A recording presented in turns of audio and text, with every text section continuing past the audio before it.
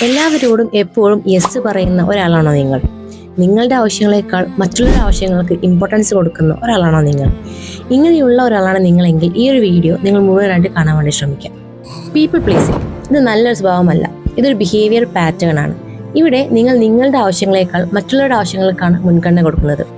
പോകെ പോകെ ഇത് നിങ്ങൾക്ക് നൽകുന്നത് emotional exhaustion, suppressed resentment, self identity കുറയ്ക്കുക, ഇതൊക്കെയാണ് ഇത് നിങ്ങൾക്ക് നൽകുന്നത്. ഈ പീപ്പിൾ പ്ലീസേഴ്സിന് നോ എന്ന് പറയാൻ വളരെയധികം ബുദ്ധിമുട്ടായിരിക്കും. ബൗണ്ടറി സെറ്റ് ചെയ്യുക എന്ന് പറയുന്ന സംബന്ധിച്ചിടത്തോളം റിജക്ഷനും ഗിൽറ്റും ഒക്കെ ആയിട്ടാണ് അവർ കാണുന്നത്. അവരെന്താ വിചാരിക്കുക, അവർ വിളിക്കുന്ന സമയത്ത് ഞാൻ പോയിട്ടില്ലെങ്കിൽ അവരെന്തായിരിക്കും വിചാരിക്കുക, ഞാൻ ബൗണ്ടറി സെറ്റ് ചെയ്ത് കഴിഞ്ഞാൽ അവരെന്തായിരിക്കും വിചാരിക്കുക, ഇങ്ങനെയുള്ള ഗിൽറ്റും റിജക്ഷനും ഒക്കെയാണ് അവരുടെ മനസ്സിലുണ്ടായിരിക്കുക.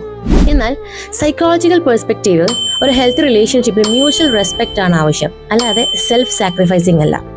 നിങ്ങൾ നിരന്തരമായിട്ട് നിങ്ങളുടെ ആവശ്യങ്ങൾ നിരസിക്കുന്ന സമയത്ത് നിങ്ങൾ ഒരു നല്ല ബന്ധം സൃഷ്ടിക്കുകയല്ല ചെയ്യുന്നത്, പകരം നിങ്ങൾ ബേൺഔട്ട് സൃഷ്ടിക്കുകയാണ് ചെയ്യുന്നത്.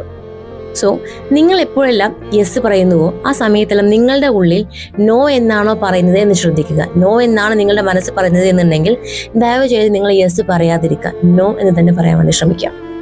Thank you.